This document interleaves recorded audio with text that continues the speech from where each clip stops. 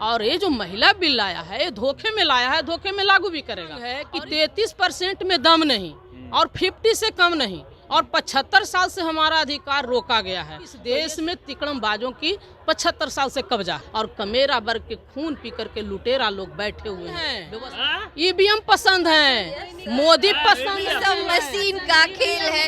मोदी जी ना ये बेईमानी है, सरासर बेईमानी है। जाकर गांव में जहाँ भी जाइए मोदी को गाली मिल रहा है, कोई सम्मान नहीं, कोई नहीं। सबको दर्शन कर भगवान जी को सिर्फ पूजा करेंगे, पेट में अन्न नहीं रहेगा तो महिलाओं के लिए भगवान और देवता ही नहीं है। मैं बता दूं कि कोई भी मंदिर का महंत महिलाओं को नहीं बनाया गया, कोई भी गिरजा घर का फादर महिलाओं को नहीं बनाया गया। आज मनुवादी व्यवस्था में फंसी हमारी राष्ट्रपति महामहिम महिला अपने आप को नहीं समझ रही है कि मैं एक आदिवासी के कोख से पैदा होकर के कहाँ पहुँची हुई हूँ। ये हमारे भगवान हैं। 90% की महिलाएं ईंट से ईंट बजा करके मोदी जी को लपता कर देगी। गरीबों के मसीहा ये यदि बिहार में नहीं होते तो मोदी जी सारा जल्लाद सारे लोगों को पानी की तरफ पी जाता। कांग्रेस ही तो जनरल जो महिला का शोषण बिल लाया है ना। गरीबों के मसीहा लालू प्रसाद यादव जी हैं, उधर M.K. स्टालिन जी हैं। ये लोग के नेतृत्व में देश आगे बढ़ेगा। हम लोग सारी महिलाएं उनको वोट करेंगे तो उनका औकात के भी पता चल न गया। ईवीएम का ताकत उन्हीं ने दिया है। इंतजार में है 2024 का। नंगे घूम करके महिला वोट नहीं देगी। महिलाओं को नंगे घुमाया जा रहा है और मोदी को वोट कर देगी। मोदी जल्लादी को हम लोग फांसी के फंदा पर लटका के छोड़ेंगे। नंगे टहलाने वाला को वोट नहीं देंगे। पिछड़ा के बेटा नहीं है, वो पिछड़ा के नाम पर कलंक है। हमारी जो सरकार अभी चल रही है वो तिकड़म सर से ही चल रही है। कमलनाथ नाम के आदमी थे जो मध्य प्रदेश के हैं भी नहीं। क्या मध्य प्रदेश में उनको कोई युवा नेता नहीं मिला, बहुजन का नेता नहीं मिला? राजस्थान में क्या हुआ? जो गहलोत साहब हैं उनकी उम्र आप देखिए, वो कितने विवादों में घिर चुके हैं। क्या राजस्थान में वो कोई युवा नेता नहीं ला सकती थी? 80 करोड़ हुआ, 80 करोड़ लोग 35 साल से नीचे हैं और आप युवा नेता नहीं ला रहे हैं। आपको 40, 45, 50 साल का आदमी नहीं मिल रहा।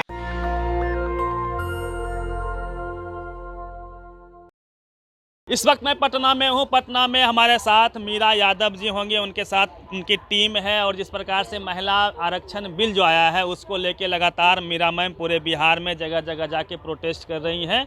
और जो रिजल्ट आया है मध्य प्रदेश हो, छत्तीसगढ़ हो, राजस्थान हो, जहाँ पे बीजेपी की जीत हुई है और कांग्रेस की करारी हार हुई है, उस पर भी हम बात करेंगे। सबसे पहले मैम आपका स्वागत है नेशनल दस्तक में। चलिए, आप लोग को भी बहुत बहुत धन्यवाद है और जितने भी चैनल को देख रहे हैं उनको भी मेरे तरफ से बहुत बहुत धन्यवाद। क्या प्रोटेस्ट था? मेरा प्रोटेस्ट यही है कि जो बहुजन के लिए जो संसद में अभी महिला बिल आया है, ये महिला बिल में हमारी जो शोषित वंचित महिलाएं हैं, आरक्षण के मालिक तो वो लोग हैं, आरक्षण के लायक तो वो लोग हैं, लेकिन इनके लिए आरक्षण कहाँ है? मेरा ये सीधा सवाल है। ये तो उन लोगों के लिए आया है जो शोषक को पैदा करेगा, उसकी माँ के लिए अवार्ड बिल आया है। और जितने भी हमारे महापुरुषों ने हमारी महिलाओं के उत्थान के लिए या बहुजन समाज के उत्थान के लिए जो कुर्बानियाँ दी हैं, उनके अपमान का बिल है। क्या डर है कि बहुजन समाज की महिलाएं वहाँ नहीं जा पाएगी? अरे हम तो कह रहे हैं कि जो लोकतंत्र है वो व्यापार तंत्र बन चुका है और व्यापार तंत्र में हमारी महिलाओं को हिस्सेदारी कहाँ से मिलेगा? आपको मैं बता दे रही हूँ कि ये महिलाओं को लाकर के हमारा जो वोट के राइट है वो खत्म करने के लिए आया है। हमारी माताओं को सबसे पहले जो वोट के राइट है वो सबसे बड़ा हक है और अधिकार है जिंदा रहने का। हमारी माताओं को हिंदू कोड बिल क्यों नहीं लागू की धरातल पर उतारा गया है? आज तक महिलाओं को हिस्सा क्यों नहीं पैतृक संपत्ति में मिल जाता है? इसके लिए कहाँ है सरकार? और ये जो महिला बिल लाया है ये धोखे में लाया है, धोखे में लागू भी करेगा। और ये धोखे में लागू करके हमारी महिलाओं का जो वोट देने का राइट है उसको खत्म करने का एक साजिश है। क्या मांग है आप लोगों का? कोटे के अंदर कोटा हो? हाँ, हमारी मांग है कि 33% में दम नहीं और 50 से कम नहीं और 75 साल से हमारा अधिकार रोका गया है। तो SC, ST, OBC की माइनॉरिटी की जितनी संख्या है उतना हमको आरक्षण सभी व्यवस्था में, जड़ जंगल जमीन, सरकारी व्यवस्था जितना है, पत्रकारिता, कार्यकारिणी, विधायकी, हर जगह पे हमारी जुडिशियल सब में हमारी भागीदारी दी जाए। यही हमारा मांग है। जिसकी इतनी संख्या भारी उसकी उतनी हिस्सेदारी हर डिपार्टमेंट में। हाँ, जिसकी जितनी संख्या भारी उसकी उतनी भागीदारी, हमारी भागीदारी सुनिश्चित की जाए। मैम एक दो पॉलिटिकल सवाल ले लेते हैं। अभी जो रिजल्ट आए हैं 4 राज्यों के, आज मिजोरम के भी आ गए हैं, उसमें 3 राज्यों में कांग्रेस की करारी हार हुई है, मध्य प्रदेश, राजस्थान, छत्तीसगढ़ में। कैसे देखते हैं आप लोग? देखिए, हम बहुत बेबाक बोलने वाले हैं।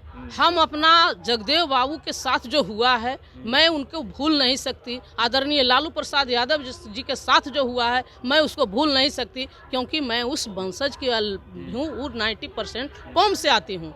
तो मैं सीधा सीधी कहती हूँ कि इस देश में तिकड़मबाजों की 75 साल से कब्जा है, और यदि कब्जा नहीं होता तो आज संविधान को ख़त्म करने का हालात कैसे होता। इस देश में अभी भी हमारी शोषित वंचित महिलाओं को स्कूल का दरवाज़ा देखने के लिए नहीं मिला। मैं कहना चाहती हूँ कि जब इस देश में वोट एक है, नोट एक है, रोड एक है, टैक्स एक है, तो फिर शिक्षा और चिकित्सा नीति क्यों नहीं। इस देश के जो हालात है, शिक्षा के बिना कभी भी बदलाव नहीं हो सकता है। और जहाँ तक बात है, जितना भी हमारे 90% कमेरा वर्ग पर ही देश चलता है, और कमेरा वर्ग के खून पी करके लुटेरा लोग बैठे हुए हैं व्यवस्था में। तो हार और जीत की बात जो है, हमारे आदरणीय लालू प्रसाद यादव को किस तरह से जेल में प्रताड़ित होने का काम हुआ, राजनीति से रोका गया, ये किसका किया हुआ है। मैम आप बातों को गोल कर रही हैं। मोदी जी को लोग पसंद तो कर रहे हैं, तब तो 3 राज्य में उनकी सरकार बन गई। ईवीएम पसंद है, ईवीएम पसंद है, मोदी पसंद है। सब मशीन का खेल है। मोदी जी देश बचाओ, यही मांग है। ईवीएम हटाओ, देश बचाओ, अपनी स्वतंत्रता, बहुजन की स्वतंत्रता बचाओ, ईवीएम हटाओ। के दम पे भाजपा चुनाव नहीं जीती है। ना, ये बेईमानी है, सरासर बेईमानी है। जाकर गांव में जहाँ भी जाइए मोदी को गाली मिल रहा है, कोई सम्मान नहीं, कोई नहीं। सबसे अधिक खुश है, 5 केजी राशन मिलता है घर चलाने के लिए। 5 केजी राशन के लिए महिला नहीं मरती है। महिला तो खुद काम करके, अरे विधवा महिला को देख लीजिए आप, वो काम करके घर के दूसरे के घर के बर्तन धो करके वो बच्चे को खिला पिला सकती है। वो उसे जरूरत नहीं है 5 केजी का, उसे जरूरत है अपने बच्चे की सुरक्षा के लिए, उसे जरूरत है बच्चे की शिक्षा के लिए। कहाँ है मोदी, कहाँ हम लोगों को ये दे रहे हो, कहाँ अपने बच्चों को जो बच्चा 5 मोदी जी दे रहे हैं महिलाओं को, महिलाएं वोट कर रही है मोदी जी को। ये सब गलत है, ये दिखाया जा रहा है। सच पूछिए तो गांव की महिलाओं को भी वो अधिकार चाहिए, अपने बच्चों को अच्छी शिक्षा का अधिकार। ये जो हमारा समाज है उसमें हम हर गांव की महिलाएं चाह रही हैं कि मेरे बेटा बेटी अच्छे स्कूल में पढ़े, और वो संभव नहीं है मोदी जी के सरकार में। फर्स्ट ऑफ ऑल की जो 500 का पहले सिलेंडर था, आज 1200 का सिलेंडर हुआ, कैसे हो गया? इतना महंगाई, गरीब लोग क्या खाएंगे बताइए। महंगाई से परेशानी हो रही है। हस्बैंड क्या काम करते बताइए? ऑटो चलाते हैं, बताइए 10 इनसे गरीबी, मतलब हम लोग तो बोल सकते हैं कि चलो अच्छे हैं, लेकिन दिक्कतें होती हैं बहुत सर दिक्कत घर चलाने में। हाँ बहुत दिक्कत होती है। 1000 रुपया के सिलेंडर मिल रहा है तो दिक्कत नहीं है। हस्बैंड ऑटो चलाते हैं, दिक्कतें हैं, फिर भी आप बहुजन मूवमेंट में आती जाती हैं। हाँ, बहुत बड़ी बात है। बहुत बड़ी बात है सर। मना हस्बैंड मना नहीं करते। जागरूक महिला सर, इसे कहते हैं जागरूक महिलाएं महिला। जागरूक हो रही और है। शिक्षा का अधिकार हम लोगों को मिला, हम महिलाओं को, इसीलिए हमें पता चला, इसलिए हमें पता चला कि हमारा अधिकार क्या है, हमारी ज़रूरतें क्या है। 5 किलो चावल ज़रूरत नहीं है, ना हमें ज़रूरत है, ना हमारे बच्चों को ज़रूरत है। बता दिया जाता है कि अगर आपको कम राशन दिया जा रहा है ना तो बोलिए नहीं। चावल ऐसा देते हैं ना कि वैसे तो गाय भी नहीं खाएगा, चावल नहीं रहता है। और उसमें भी बोलते हैं कि लेना है तो लो और नहीं लेना तो जाओ। जितनी महिलाएं हैं मैम, सब धर्म के नाम पे मोदी जी को वोट करते हैं। मोदी जी अयोध्या में राम मंदिर बनवा दिए हैं, और सबको दर्शन कर। हम लोग भगवान जी को सिर्फ पूजा करेंगे, पेट में अन्न ही नहीं रहेगा तो बोल के गए हैं कि मंदिर के आगे भिखारी पैदा होगा, स्कूल बनेगा तो हर शिक्षित आदमी पैदा होगा, हर बच्चा शिक्षित होगा। तो क्या मोदी जी मंदिर बनवाना चाहेंगे या स्कूल? ये समाज की महिला को ना, मोदी जी कोई अलग काम नहीं कर रहे हैं। आप लोग जो शिव चर्चा करते हैं, दिन रात जो है पूजा पाठ करते हैं, उसी का फायदा वो ले रहे हैं। वही ले रहे हैं, सही बात है। तो हम चाहेंगे कि हर गांव में स्कूल बने और महिलाओं को रोजगार मिले, तभी तो उनका बच्चा स्कूल जाएगा और महिलाएं इतनी व्यस्त हो जाएगी कि उनको सिर्फ चर्चा का जरूरत नहीं पड़ेगा। तो हम ये कहना चाहते हैं कि मुख्य धारा में लाना होगा, पढ़ाई लिखाई साइंटिफिक बनना होगा। मेन शिक्षा, सर शिक्षा को मेन ऊपर उठाना होगा, ना कि मंदिर को, ना कि अयोध्या को। अयोध्या का मंदिर मायने नहीं रखता। भगवान क्या बोले थे, मेरा मंदिर बना दो और पेट आपका भर जाएगा। ये तो भगवान बोल के नहीं गए थे। कर्म ही पूजा है, कर्म कीजिए। हाँ, कर्म कीजिए, जैसा कर्म। कुछ मिलने वाला नहीं है। यहाँ पर काम करेंगे तभी जाके रोजी रोटी चलेगा, ऐसे नहीं चलेगा। पूजा पाठ करने से कुछ थोड़ी हो जाए। हम वही हैं बस। भगवान ये मन भी में कहते हैं कीजिए ना कि वही। काम करोगे तभी ये हम नहीं साथ बोलते देंगे। कि अब इतना हाथ में हाथ प्रसादी जोड़ के चढ़ाओ, तो इतना कहाँ से ये होगा? करो वो करो, वो ऐसा कभी कुछ नहीं नहीं भगवान है। बोलने गए हैं। बाबा साहब से बड़ा कोई महिलाओं के लिए भगवान और देवता ही नहीं है। की वजह से मैं आज बता हम दूं बोल रहे हैं। कि कोई भी मंदिर का महंत महिलाओं को नहीं बनाया गया, कोई भी गिरजाघर का फादर महिलाओं को नहीं बनाया गया, कोई भी मस्जिद का क्या बोलता है मौलवी महिलाओं को नहीं बनाया गया। सब पुरुष महिलाओं बने। सबको सबसे बड़ा यदि सम्मान कोई दिया है तो उसका नाम गौतम बुद्ध, महात्मा ज्योतिबा फूले और बाबा साहब भीमराव अम्बेडकर हैं कि जिन्होंने महिलाओं को राष्ट्रपति तक का पद दे दिया। लेकिन आज मनुवादी व्यवस्था में फंसी हमारी राष्ट्रपति महामहिम महिला अपने आप को नहीं समझ रही है कि मैं एक आदिवासी के कोख से पैदा होकर के कहाँ पहुंची हुई हूँ। इसलिए बाबा साहब ने संविधान का ताकत, इसलिए संविधान है वो हमारी महिलाओं का जान है। और मैं बता दूं कि हमारे समाज भगवान में है आपके। ये हमारे भगवान हैं, इन्होंने इतना बड़ा ताकत दिया है। और मैं बता देती हूँ कि हमारी महिलाओं में वो ताकत है ना कि बुद्ध पैदा की है, अम्बेडकर पैदा की है, जगदेव पैदा की है, ज्योतिबा फूले पैदा की है। और अभी 90% की महिलाएं ईंट से ईंट बजा करके मोदी जी को लापता कर देगी। अभी मैम आरक्षण का दायरा बढ़ाया गया, जातीय सर्वे हुआ बिहार में और आरक्षण के दायरे को 75% तक बढ़ा दिया गया, लेकिन इसका ही प्रभाव देखने को नहीं मिला देश के चुनाव में। मैं आपको बता दे रही हूँ ना कि इसका प्रभाव आपको 2024 में देखने के लिए मिल जाएगा। अच्छा। ये आरक्षण के दायरा बढ़ाने वाले आदरणीय लालू प्रसाद यादव अभी हमारे जिंदा हैं, गरीबों के मसीहा। ये यदि बिहार में नहीं होते तो मोदी जी सारा जल्लाद सारे लोगों को पानी की तरफ पी जाता। ये हालात है। कांग्रेस इसका लाभ नहीं ले सका जातीय जनगणना का। मध्य प्रदेश में ईवीएम लाया है ना, कांग्रेस ही तो जनरल जो महिला का शोषण बिल लाया है ना। हमारे लड़ाई लड़ने वाले तो आदरणीय लालू प्रसाद यादव जी हैं, जी जी। गरीबों के मसीहा लालू प्रसाद यादव जी हैं, उधर M.K. स्टालिन जी हैं। ये लोग के नेतृत्व में देश आगे बढ़ेगा, हम लोग सारी महिलाएं उनको वोट करेंगे। तो कांग्रेस ने मैम अकेले चुनाव लड़ा, इंडिया गठबंधन को उन्होंने तोड़ दिया। राज्यों के चुनाव में अखिलेश को बता रहे थे और कमलनाथ जी कौन अखिलेश वखिलेश, और उन्होंने एक भी सीट नहीं दिया इंडिया गठबंधन के किसी भी पार्टी को। क्या यही सब हार का कारण है? तो उनका औकात के भी पता चल न गया। ईवीएम का ताकत उन्हीं ने दिया है। और मैं तो ये कहना चाहती हूँ कि एक ही सिक्का के दो पहलू हैं। लालू जी को रोकने वाले कौन है चुनाव से, ये आप लोग सभी जानते हैं। तो हम क्या बोलें, आप लोग जनता सब कुछ जान रही है, जनता सब देख रही है, इंतजार में है 2024 का। नंगे घूम करके महिला वोट नहीं देगी, महिलाओं को नंगे घुमाया जा रहा है और मोदी को वोट कर देगी। मोदी जल्लादी को हम लोग फांसी के फंदा पर लटका के छोड़ेंगे। नंगे टहलाने वाला को वोट नहीं देंगे। यहाँ मणिपुर की घटना शर्मसार करने वाली घटना है। इस देश में पहली बार ऐसी घटना हुआ है कि महिलाओं को नंगे टहलाया गया है। इससे बड़ी और घटना क्या हो सकता है? 24 में ये सब मुद्दा गूंजेगा। 24 में महिला जो बिल आया है शमशान और कब्रिस्तान बनाने वाला, ये बिल से फायदा मोदी जी को नहीं मिलने वाला है। यहाँ शोषक पैदा करने वाली महिलाओं को अवार्ड बिल से हमारी 90% की महिला उनको वोट नहीं करेगी। और ये मणिपुर वाला घटना इनको उतार के छोड़ेगी। ऐसे जल्लाद हमको प्रधानमंत्री नहीं चाहिए जो हमारी माताओं को नंगे घुमाए, हमारी बेटियों को नंगे घुमाए। जातीय जनगणना की मांग आप लोग पूरे देश में करते हैं? हाँ, जातीय जनगणना पूरे देश में होना चाहिए। यदि कहते हैं नरेंद्र मोदी कि हम इस देश के प्रधानमंत्री हैं, पिछड़ा बेटा है, पिछड़ा के बेटा नहीं है। वो पिछड़ा के नाम पर कलंक है। पिछड़ा का तो वो सर्टिफिकेट अब बनवाए हैं। वो किसका बेटा है पता उनको अपने में पता नहीं है क्यों क्या है। चलिए, तो मतलब मुद्दा रहेगा जातीय जनगणना वाला। जातीय जनगणना, मणिपुर का घटना और जितना भी व्यवस्था में जो हुआ है उतार चढ़ाव, 90 के जो स्थिति में जो जितने भी SC ST कानून और जो हमारा नया शिक्षा नीति जो छेड़छाड़ हुआ है, वो सारी चर्चाएं चलेगी।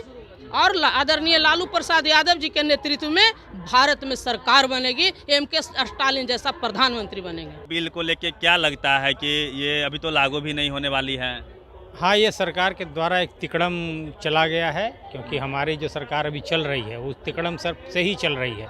वो देश को बचाने या समाज के लिए कुछ करने वाली सरकार नहीं है, ये कॉरपोरेट के हाथों की सरकार है। लेकिन एक डर ये है कि अगर अगले साल ये सत्ता में आती है तो हो सकता है इसको लागू कर दिया जाए। अच्छा, तो ये अभी लागू क्यों नहीं किया? क्या इसका असर पड़ता 24 में? क्या इसको लेके मोदी जी डर रहे हैं? हाँ, मोदी जी बहुत सारी चीज़ों को लेकर के चलते हैं। एक सवाल है कि इसमें बहुजन जरूर इस बिल से खफा थे और मुख्य विपक्षी दल से सोनिया गांधी ने इस बिल को लागू होने के बाद बहुजनों के हक में कुछ बातें भी कही थी, खासकर ओबीसी के हक में। तो वो समझ रहे थे कि पीछे पीछे कुछ खेल चल रहा है, इसलिए इसको टालने का वो एक भाव दे रहे हैं, लेकिन शायद वो नहीं टालें इसको। अभी सर जातीय जनगणना बिहार में हुई, आरक्षण को भी बढ़ाया गया, लेकिन इसका असर देश में जो राज्यों में चुनाव हुए उसमें नहीं देखने को मिला। ये बिहार में लागू हुआ है और इसमें मांग है कि पूरे देश में इसको किया जाए। और अभी जिस तरह से एक मनुवादी सरकार काम कर रही है, उसका प्रचार तंत्र, प्रशासन तंत्र, आपको पता होगा, इलेक्शन कमीशन हो, इन्फोर्समेंट डायरेक्टरेट हो, जितने भी सुप्रीम कोर्ट तक, वो सब उस सरकार के आगे पीछे दुम डोला रहे हैं। तो उसमें ये सोचना कि मात्र बिहार की सरकार एक बिल ला करके चुनाव को प्रभावित करे, ये संभव नहीं है। अभी जैसा कि यहाँ जो चर्चा हुई उसमें बातें आई कि गांव-गांव में महिला, बहुजन महिलाएं वो शिव चर्चा में हिस्सा ले रही हैं, तो जाहिर है कि उनका वोट किधर जाएगा आप समझ सकते हैं। वो वोट देने जाएगी भी कि नहीं जाएगी इसका हम श्योर नहीं है। सर क्या मतलब शिव चर्चा भी बीजेपी का हिस्सा है? बिल्कुल, शिव चर्चा उसी ने शुरू किया बिहार में। आप पता कीजिए, बिहार से ही शुरुआत हुई। चर्चा शुरू कराने वाले कौन लोग थे, उनको प्रशासनिक सह कौन दे रहा है। मैं चुनौती देता हूं, इन्होंने जगदेव की बात की, आप मंडल की बात कीजिए, पर्यार की बात कीजिए, भीमराव अम्बेडकर ने जो संवैधानिक चीज़ें बात की है, उनकी 22 प्रतिज्ञा को लेकर के आप चौराहे पे प्रोग्राम करिए, आपको गोली मार दी जाएगी। ये 22 प्रतिज्ञा में एक प्रतिज्ञा ये भी है, हाँ, मैं किसी भी हिंदू देवी देवताओं को नहीं मानूंगा। आप ऐसा कह सकते हैं किसी चौराहे से? जबकि ये भी जितने भी देवी देवता हैं, ये जो रूप है, आप निर्गुण और निराकार ब्रह्म की बात कीजिए, वैदिक की बात कीजिए, उसमें किसी देवता की पूजा नहीं लिखा है, उनका ब्रह्म निराकार है। लेकिन ये जो को दाढ़ी मूछ बना दिया, किसी औरत को सुंदर बना दिया, ये क्या है? ये एक क्रूर सभ्यता थी, जिसको पहले कहते थे हीथेनिज्म, पैगनिज्म। ये हर जगह खत्म हो गया, वहाँ पे इंसानी धर्म आ गए। लेकिन ये जो हमारे यहाँ धर्म चल रहा है, इसको सनातन भी कहते हैं, कभी वैदिक बोल देते हैं, कभी कुछ बोल देते हैं, लेकिन उसी तरह से मिट्टी की मूर्तियाँ बना के, धंधा बना के पूजा करते हैं। अभी देख, मैं जोड़ दे रहा हूँ, आपको सवाल नहीं पूछिएगा, 22 जनवरी को राम मंदिर में प्राण प्रतिष्ठा होने जा रही है। मुख्य प्रधानमंत्री को इन्विटेशन मिला है। अब मूर्ति बनाया कौन? या तो संगमरमर की मूर्ति होगी, या मिट्टी की होगी, या किसी और चीज़ की होगी। मूर्ति बनाने वाला मूर्तिकार, शिल्पकार, जो हमने यहाँ चर्चा में क्या बताया कि हम वैज्ञानिक लोग थे, कलाकार लोग थे। मूर्ति बनाया किसने? कलाकार ने। उसमें प्राण फूकने का काम कौन करेगा? एक विशेष जाति का आदमी करेगा। मैं कहना चाहता हूँ कि ये सृष्टि, जो लोग भगवान मानते हैं, धर्म मानते हैं, वो मानते हैं कि सृष्टि ईश्वर ने बनाई, और वहाँ पे एक ईश्वर का बनाया हुआ आदमी कह रहा है कि हमको इतना ताकत है कि मैं भगवान की मूर्ति बना के उसमें प्राण फूंक दूंगा। इससे बड़ा पाखंड कहीं नहीं है। ये तो सर जग जाहिर है कि डंके की चोट पे बीजेपी हिंदू की राजनीति करेगी। उसका क्या काट है आप लोग बहुजन के पास में? बहुजन के पास काट ढेरों हैं, लेकिन दुख है कि हमारे पास नेतृत्व जो है, उसके पास वो मनोबल नहीं है। अब हमको एक नए नेतृत्व का अभाव, शिक्षा रहते हुए भी, शिक्षित लोग सबसे ज़्यादा मंदिर जा रहे हैं, उस शिक्षा की हम बात नहीं कर रहे हैं। जो हमने कहा कि शेरनी का दूध है अगर शिक्षा, तो कितने लोगों को मिल रही है? वो क्वालिटी एजुकेशन किसी को नहीं मिल रहा है। वो अभिजात वर्ग में भी अभिजात को मिल रहा है। देश की 5% लोगों को ही वो शिक्षा, 95% लोगों को क्वालिटी एजुकेशन नहीं मिल रहा है। तो शिक्षित होकर आप कुछ भी बन जाइए। अब वो जो पार्टी जो अपने अंदर नेतृत्व पैदा नहीं कर सकती है, उस पार्टी से हम क्या उम्मीद करें? मध्य प्रदेश में, एक मिनट, मध्य प्रदेश में उसके पास कौन थे? कमलनाथ नाम के आदमी थे, जो मध्य प्रदेश के हैं भी नहीं। क्या मध्य प्रदेश में उनको कोई युवा नेता नहीं मिला, बहुजन का नेता नहीं मिला? राजस्थान में क्या हुआ? जो गहलोत साहब हैं, उनकी उम्र आप देखिए, वो कितने विवादों में घिर चुके हैं। क्या राजस्थान में वो कोई युवा नेता नहीं ला सकती थी? इस देश की 65% आबादी 35 साल से नीचे की है।